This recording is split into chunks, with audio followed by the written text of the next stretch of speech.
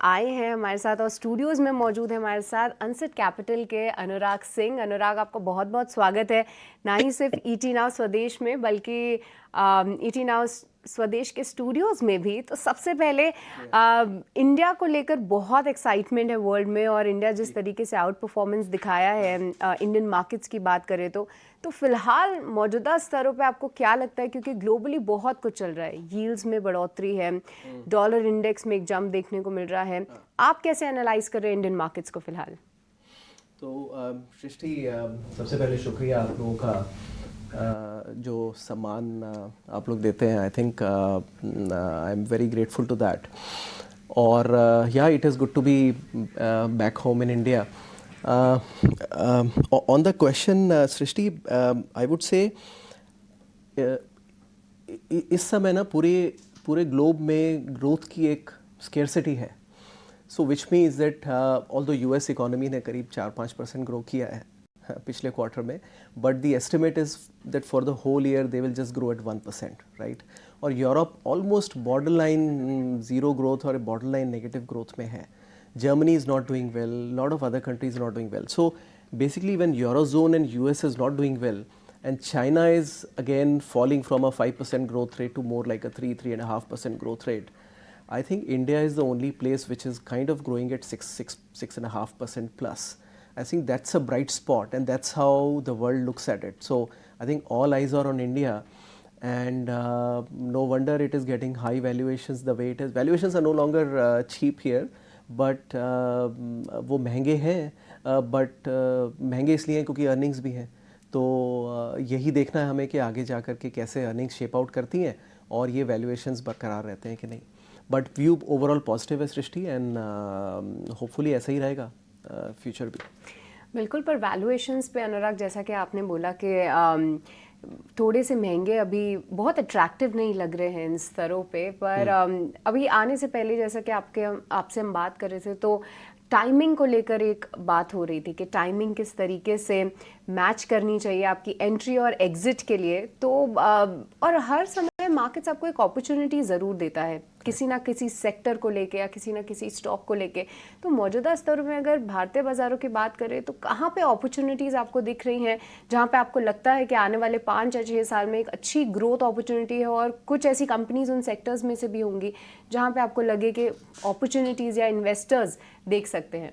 Okay, तो सृष्टि एक तो ये करेक्शन कर दूं कि when I say timing, it's not for retail investors और anybody, right. Timing has a very limited meaning. तो उसका मतलब मेरा ये नहीं था कि आप टाइम पे एंट्री करें, टाइम पे एग्जिट करें, क्योंकि वो तो फिर सभी लोग ऐसा करने लग जाएंगे तो फिर मार्केट कैसे बनेगा, and that's kind of almost impossible एक पॉइंट के बाद करना। तो वो आप फंड मैनेजर्स को पे छोड़ दीजिए।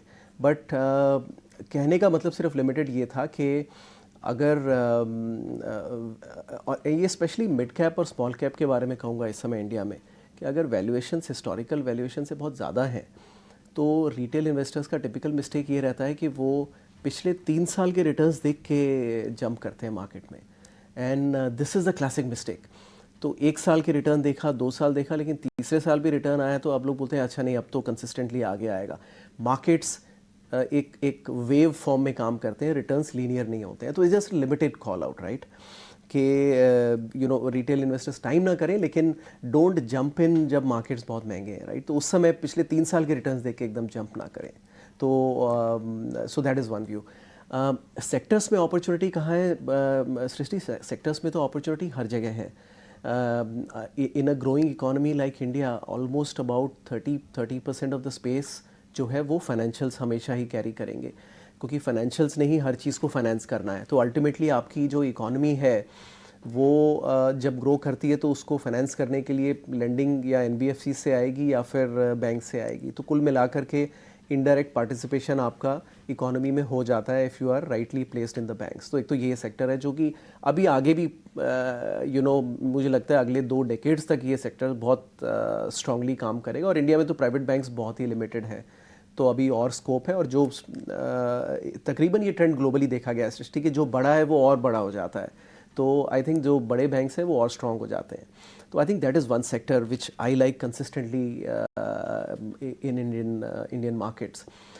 Second is technology. I understand वो थोड़ा बुरे दौर से निकल रहा है, लेकिन आई वुड से कि वही एक टाइम करने का एक मौका होता है आपके पास में कि when the sector is not going through the right tailwinds.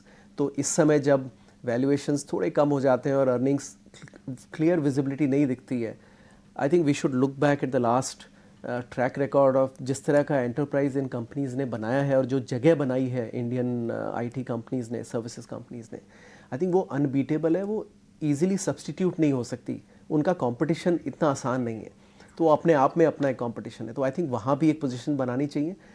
उसके अलावा सेलेक्टिवली सृष्टि डिस्क्रिशनरी में पोजीशंस बनाना चाहिए, लेकिन मैं थोड़ा सा अनकंफर्टेबल हो जाता हूँ अगर 50-60 से ऊपर मल्टीपल्स चले जाते हैं, तो वहाँ पे मैं थोड़ा बचने की कोशिश करता हूँ. That's a quick take. Okay, thank you so much Anurag for that. And जाते जाते एक बार आपसे आखिरी सवाल पूछना चाहेंगे, क्योंकि भारतीय बाजारों में ढेर सारे आईपीओज आ रहे हैं, तो कोई आपका टेक है, कोई ऐसा आईपीओ जो आपको लगता अट्रैक्टिव लग रहा हो, या कोई टेक आप आईपीओ मार्केट पे देना चाहें तो? जी, ये बहुत अच्छा सवाल है सृष्टि, और इस पर मुझे दो बातें ज़रूर कहनी है. देखिए, आईपीओज जो 2000 से 2010 के बीच में आते थे, वो कैपिटल रेस करने के लिए आते थे और वो उस कैपिटल से ग्रोथ लाते थे, और वो ग्रोथ से आपका पैसा भी ग्रो होता था. 2011-12 के बाद से प्राइवेट इक्विटी स्पेस को डोमिनेट कर चुका है. सो अब आईपीओ जब आ रहे हैं, वो कंपनीज़ को ग्रोथ नहीं चाहिए, वो उनको एग्जिट चाहिए, जो पुराने इन्वेस्टर्स हैं.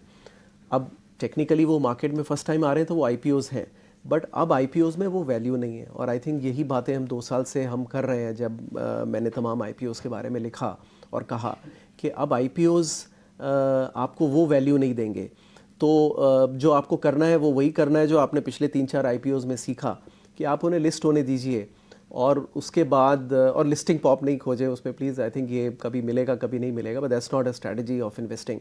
बट उसके बाद में देखिए अगले 2-3 साल तक में, और there is a time when you will get them cheap. देखिए, इस समय बहुत सारा पैसा मार्केट में चेज़ कर रहा है, तो आपको चीज़ें सस्ती तभी मिलेंगी जब जब आप हर्ड के साथ ना जाएं, थोड़ा हर्ड से अलग सोचें Srishti. That's how I think, and that's what I would advise, that IPOs today are not a sure short way of making money. Okay, that's a very wise advice, Anurag, and thank you so much for that. क्योंकि जिस तरीके के IPOs आ रहे हैं या फिर आने वाले हैं, तो उसमें बहुत सारी डिस्कशंस भी लाइंड अप हैं, एंड आई एम श्योर आपका जो टेक है वो ज़रूर हेल्प करेगा. तो थैंक यू सो मच अनुराग, हमारे साथ आज ज्वाइन होने के लिए, और अपना टेक इंडियन मार्केट्स पे, कौन से सेक्टर्स आपको पसंद आ रहे हैं, और साथ ही आईपीओ में आपका क्या टेक है, ये हमारे दर्शकों को बताने